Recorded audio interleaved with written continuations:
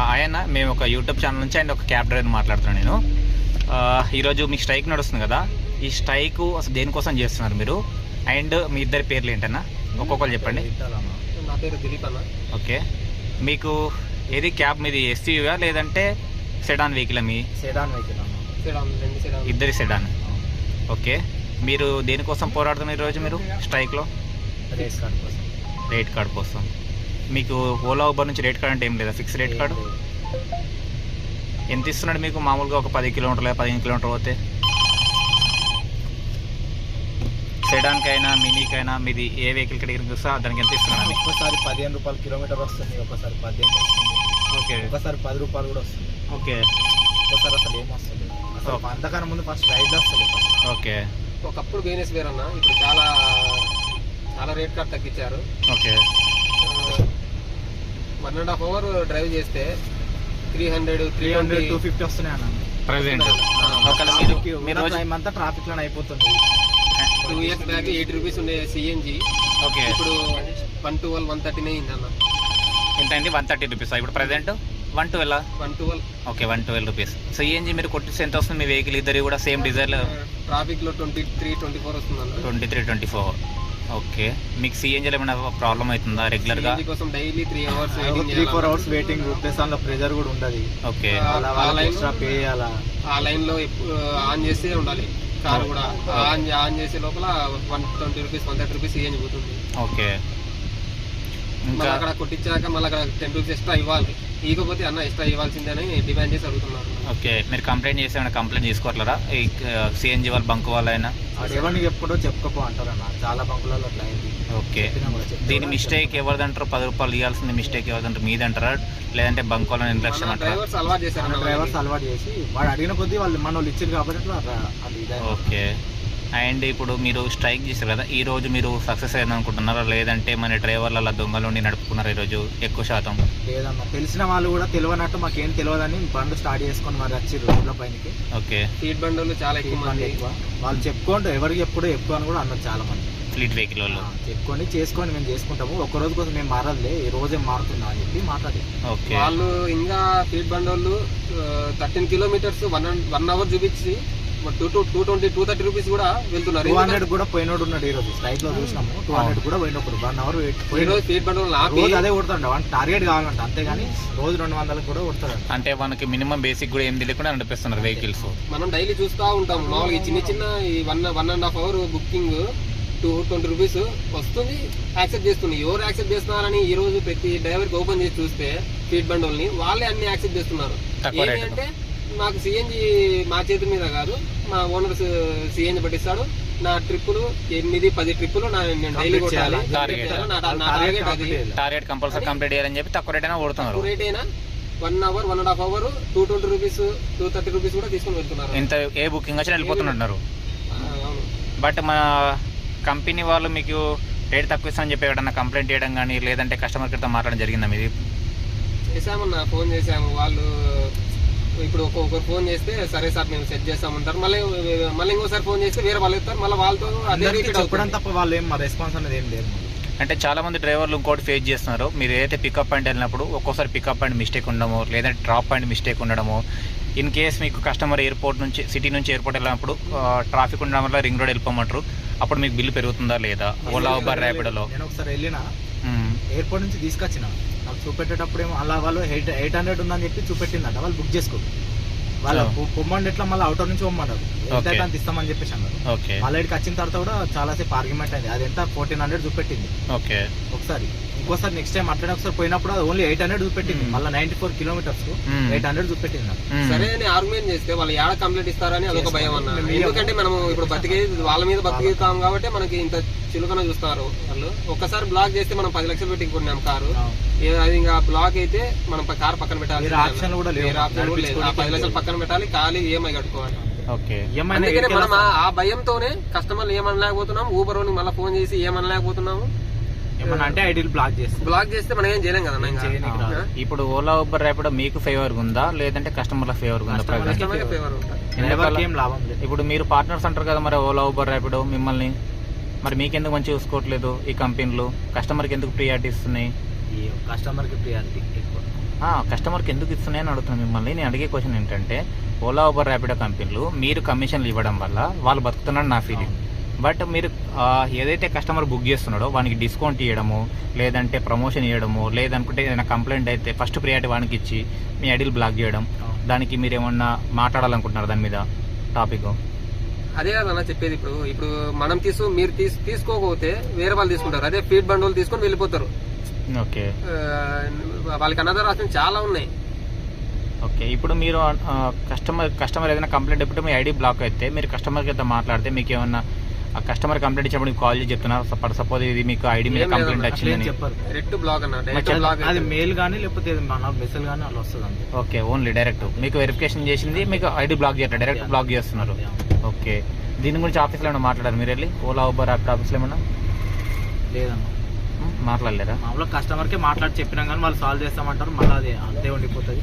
Okay, అంతే. ఇంకోటి వచ్చేసి ఇంకోటి ఏంటంటే, మీరు ఇప్పుడు నేను ఇందాక ఎక్సెల్ అయినతో అడిగాను, అతనికి 1 అవర్కి ఒక బుకింగ్ 2 అవర్స్కి ఒక బుకింగ్ వస్తుందని చెప్పాడు. బట్ మీకు కూడా అలానే వస్తుంది బుకింగ్స్, లేదంటే కంపల్సరీ బుకింగ్స్ వస్తున్నాయి? బుకింగ్స్ ఉంటాయి. రేట్ కార్డ్ మనం ఎట్లా పోతాం? 10 రూపాయలు 15 రూపాయలకు పోలేం కదా. ఇప్పుడు చాలా మంది డ్రైవర్లు తక్కువ రేట్ అని వెళ్తున్నారు, మరి వాళ్ళు వెళ్ళిపోతారు కాబట్టి వాడు ఇంకా అలానే ఇస్తున్నాడు. ఓకే, రేట్లు పెరగకపోవడానికి కారణం అది ఒక ఉద్దేశం ఉన్నది. ఓకే, మీరు ఎన్ని గంటలు కష్టపడితే ఎంత సంపాదిస్తున్నారు? పొద్దున 4 గంటలు లేస్తామన్న, 3-4 గంటలు లేచి నైట్ 10-12 వరకు కొడితే కూడా 3000 అయినా కానీ ఆ 3000 1,000 అట్లా చేంజ్. సిఎన్జి కానీ గ్యాస్ కోసం దేనికోసం పోయినా అలా 2000 ఉంటాయి. ఆ 2000 కూడా రేపు మార్నింగ్ మనం బండి నడపాలంటే మళ్ళీ సిఎన్జి కావాలి కదా.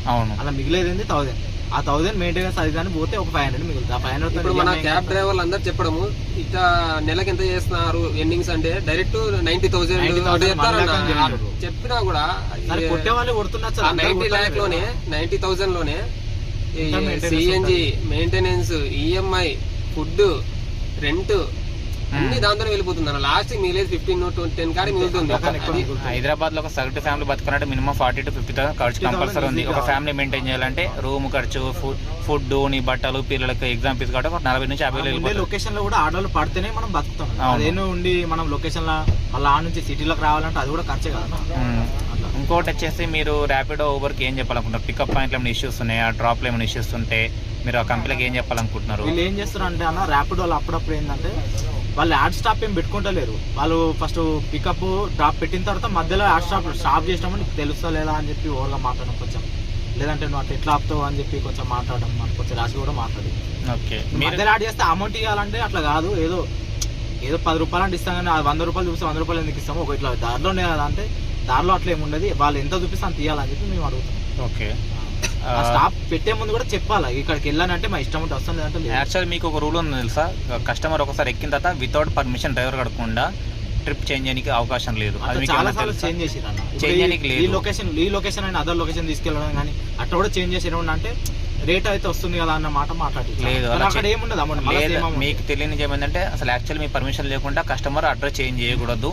ఎందుకంటే మీకు నచ్చిన తర్వాత ట్రిప్ తీసుకున్నారు కాబట్టి మీకు అడిగే చేంజ్ చేయాలి, అదొక రూల్ ఉంది.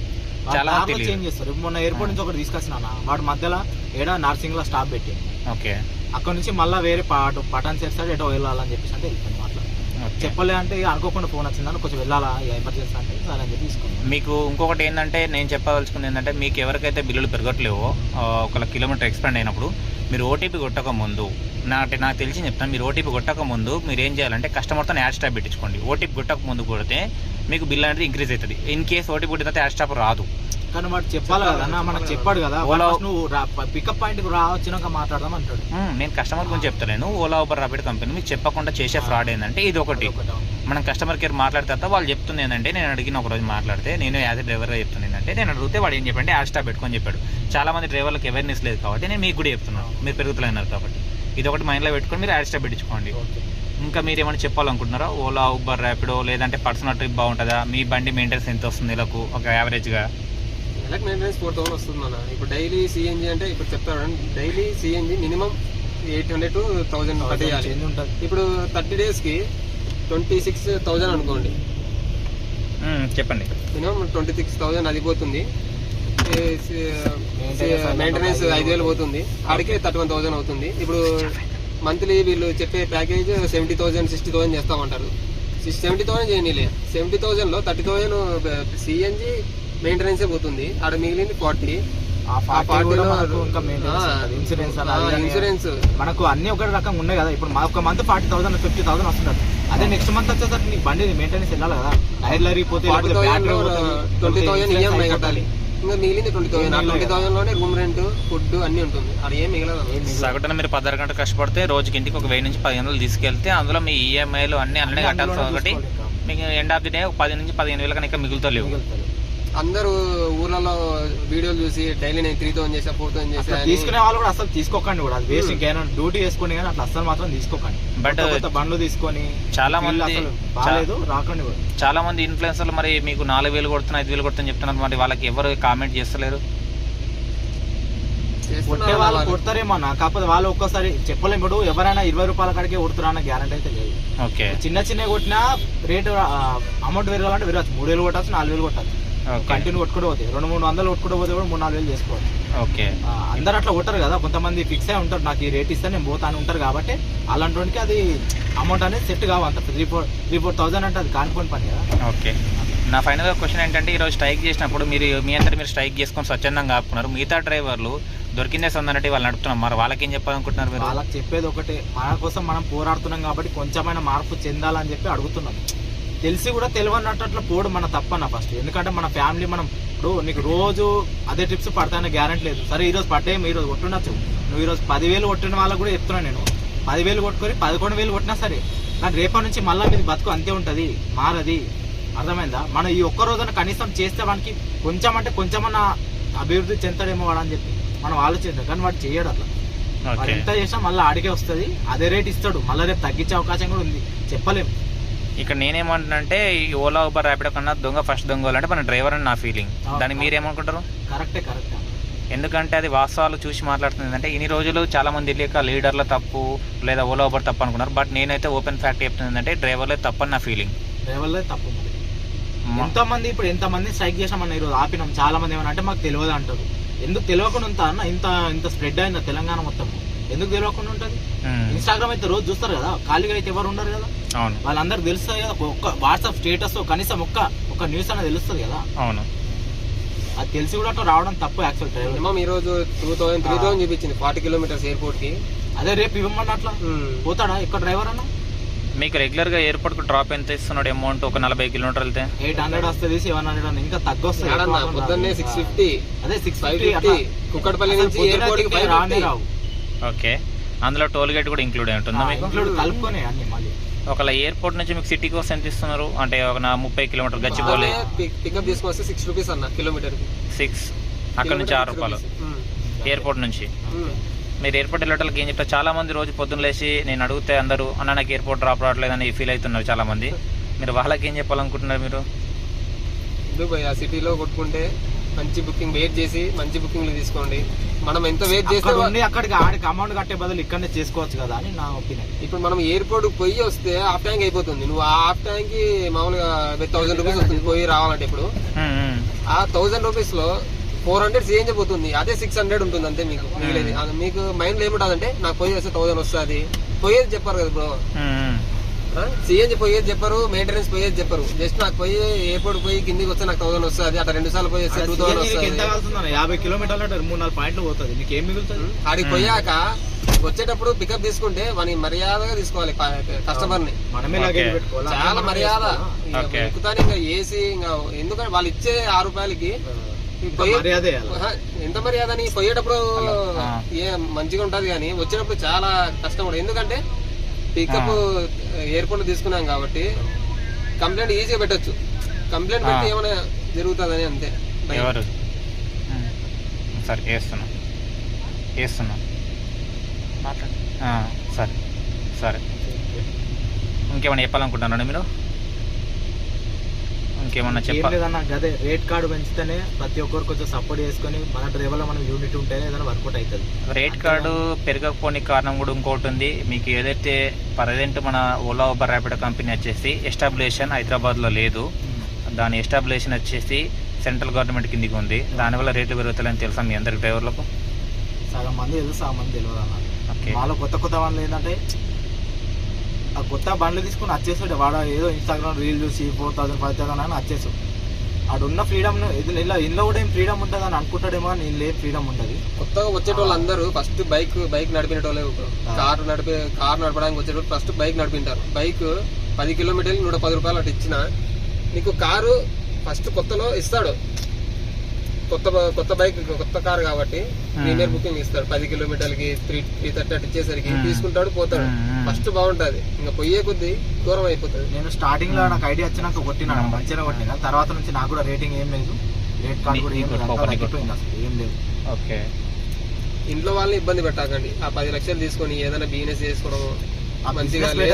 క్యాబ్ బిజినెస్ అసలు వేస్ట్. ఇంకా ఓకే, క్యాబ్ అయితే వేస్ట్ అంటారు ఇప్పుడు ఉన్న బిజినెస్ లో. ఇప్పుడైతే ఇక్కడైతే వేస్ట్. 1512. ఓకే అన్న, ఇంకా మీరు ఇప్పటిదాకా బాగా మాట్లాడారు, చాలామంది స్కానర్ అయినా చాలా బాగా మాట్లాడారు. ఇంకేమైనా చెప్పాలనుకుంటే చెప్పండి మీ డ్రైవర్ల అన్నలకు, కొత్తలకైనా పాతలకైనా. ఇంకా మీదే లాస్ట్ ఇంటర్వ్యూ, నాకు చాలామంది మాట్లాడాను, అందరిలో మీరే బాగా మాట్లాడారు. ఇంకా మీరు ఏమైనా షేర్ చేస్తున్నారంటే చెప్పండి. ఇంకా మీ డ్రైవర్లకి ఏమైనా చెప్పాలంటే ఏ రేట్ కొట్టాలా, ఏం కొట్టాలని చెప్పాలనుకుంటున్నారు మీరు? ఆగి చూసి తీసుకోండి బుకింగ్. మీకు ఎంత బుకింగ్ వచ్చినా కొంచెం చూసి రేట్, మంచి రేట్ వస్తే తీసుకోండి. దానివల్ల మీకు లాభమే, అందరికి లాభం ఉంటుంది. ఇంక్రీజ్ చేస్తాడు అమౌంట్. మనము ఒక్కసారి తక్కువ బుకింగ్ కొడితే వానికి ఇంకా తగ్గిపోతుంది, అదే అమౌంట్ ఇంకా కొట్టుడవుతుంది. సో అట్లా కాకుండా కొంచెం మంచి రేట్ చూసి తీసుకోండి, మంచిగా నడుపుకోండి. చెప్పండి. అట్లా చేయండి. ఓకే, థ్యాంక్ యూ అన్న, థ్యాంక్ యూ సో మచ్.